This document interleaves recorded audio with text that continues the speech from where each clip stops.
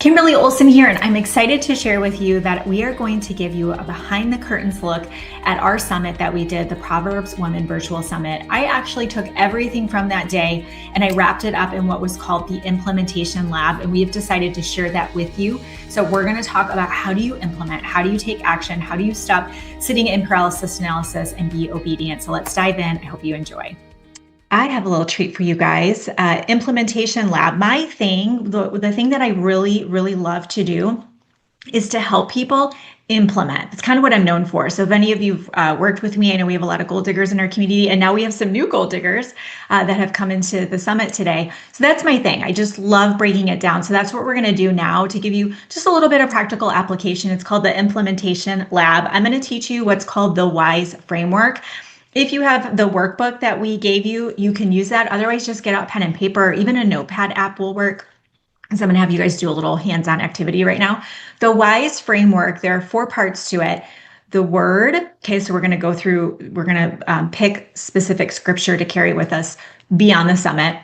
Intention, stewardship, which is interesting, she just said that, and expansion, which she also said as well. There's a lot of overlap in some of the things that are coming up, which is just confirmation. So yes, and don't worry about it. Don't go off looking for the workbook. It's literally just each speaker spot for notes. So you can absolutely just use pen and paper. Yeah, but we do have that for you. And the first part of the framework is W. If you want to write that down, W is the first part of the W.I.S.E framework is W for word. So go ahead and write that down in your notes. The first part is W, word. Okay. What I would love for you guys to do is share in the chat, or you can look through your notes, choose one scripture from today that spoke directly to you. If there was something that just came up for you, I know it's hard to pick one. And definitely I write down my favorites because, I don't know what it is. It's, I felt this pressure to have to know Bible verses because people who are very well versed in the Bible, that to me just felt like that had to go together, and it doesn't.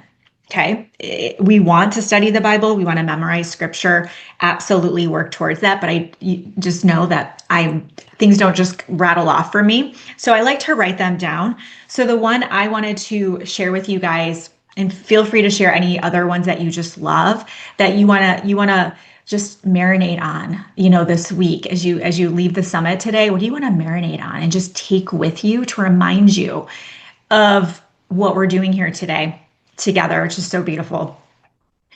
If you noticed with Dr. Melissa, Tara, the ladies in the panel, Tracy, do you guys notice the theme?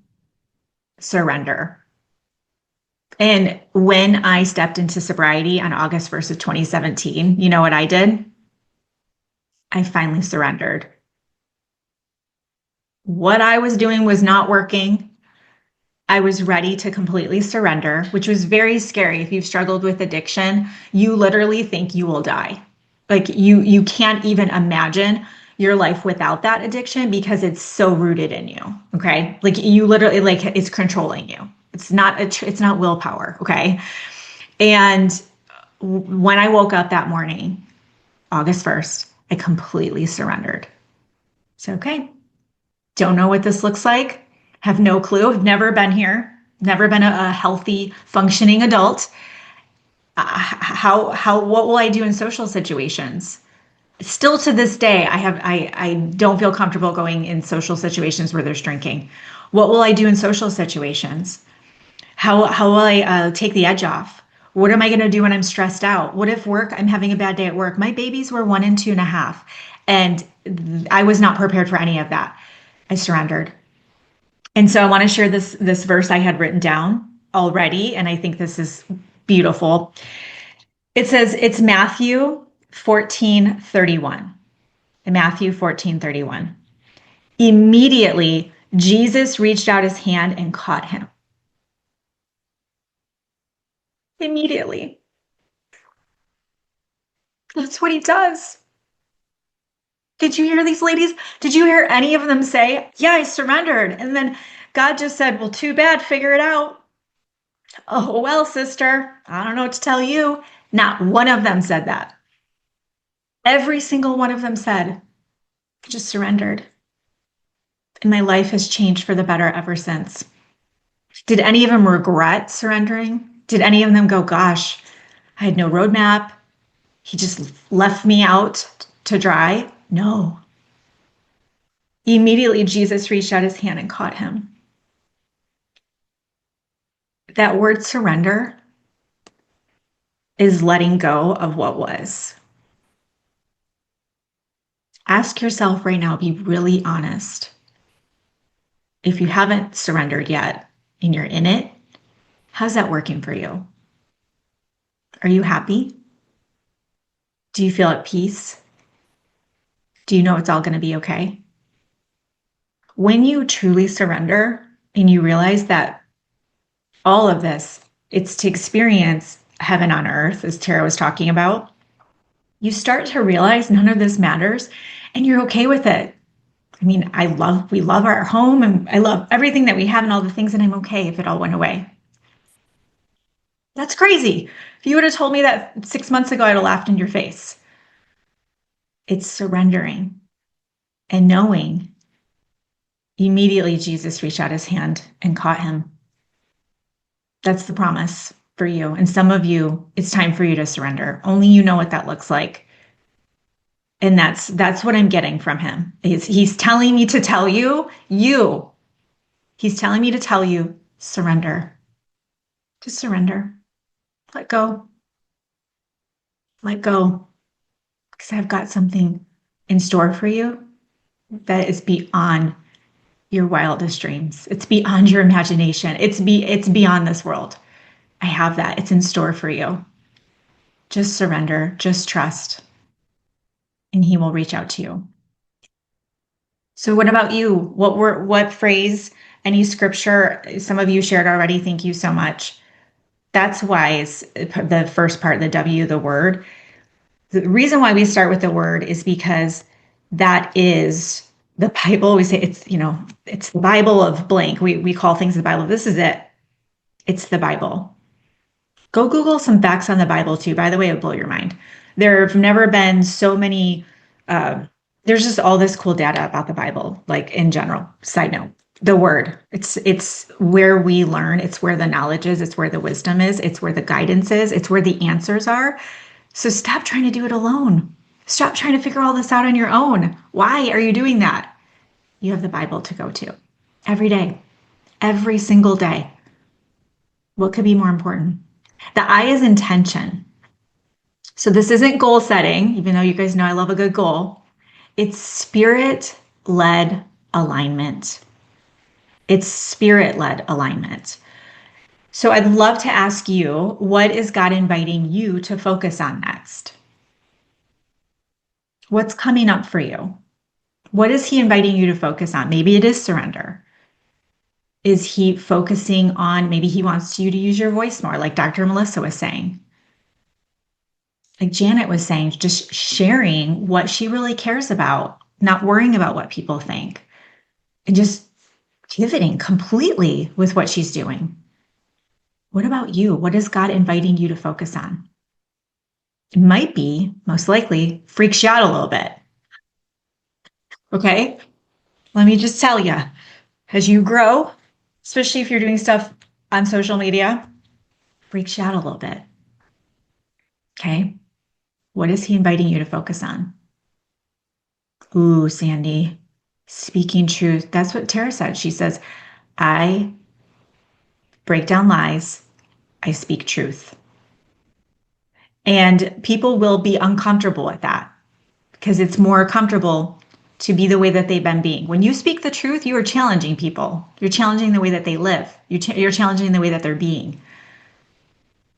And what could be more powerful than speaking the truth? This world, we need that. We absolutely need that in this world. I love that so much, Sandy. S is stewardship. I love that word, stewardship. Stewardship is taking care of what God already placed in your hands. So think about what is something, and steward, if you think of stewardship, think of stewarding, the shepherd is stewarding the sheep. So you have the shepherd, and that shepherd's job is to take care of those sheep. So for your life, for practical application, it could be your family. It could be your finances. It could be your health. It could be your business. What is something that God has entrusted to you that, oh, did I skip? Yeah, I was intentional. Yeah, as to stewardship. What is something God has trusted you to you that you want to focus on stewarding? And man, I mean, Dr. Melissa, she laid out the bulk of Proverbs woman, and that's why we all, we love that so much, and because it gives you that blueprint, like she said. And for me, and this is why I love Tara's event, Azer, is that how you pronounce it, Tara? I always feel like I'm saying it wrong, but I know it doesn't matter. Her event is you can come and learn what that is and what that looks like. But I've been thinking a lot about that and applying it in my home, where I thought, oh my gosh, we don't read the Bible like we as a family. My girls do a little bit because they obviously have been raised up in the church. I shouldn't say obviously, but they have been. They do all the things. And I thought, well, what does that look like for me? You know what it is? I said, you know what? I need to steward my family. What music we're listening to?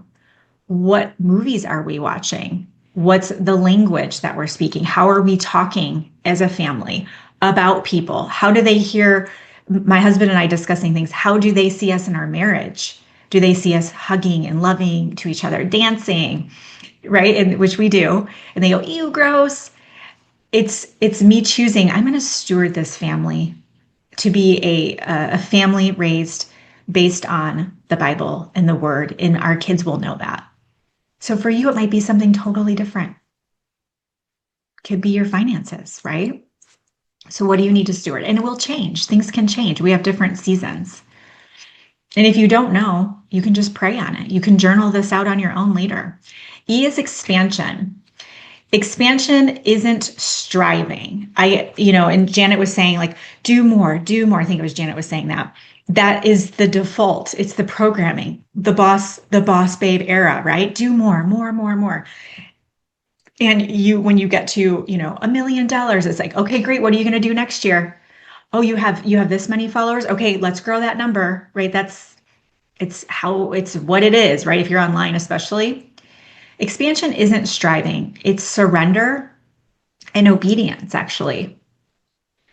It's surrender and obedience, because when you walk in wisdom, which you've all witnessed and firsthand seen my own transformation, because I'm very vocal, and just like Tracy was saying, I haven't had the worms situation she was talking about, but I say it, I share my journey. God grows your influence. He grows your influence. I'm telling you, when you walk in wisdom, you are anointed. He is anointing that. He is pumped, okay? You're getting virtual high fives from all the angels. So God grows your influence. So think about that expansion for yourself.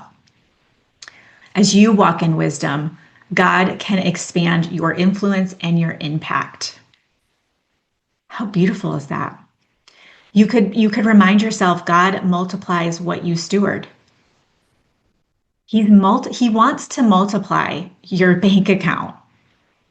He wants to. Who would you rather have the money? You or whoever else?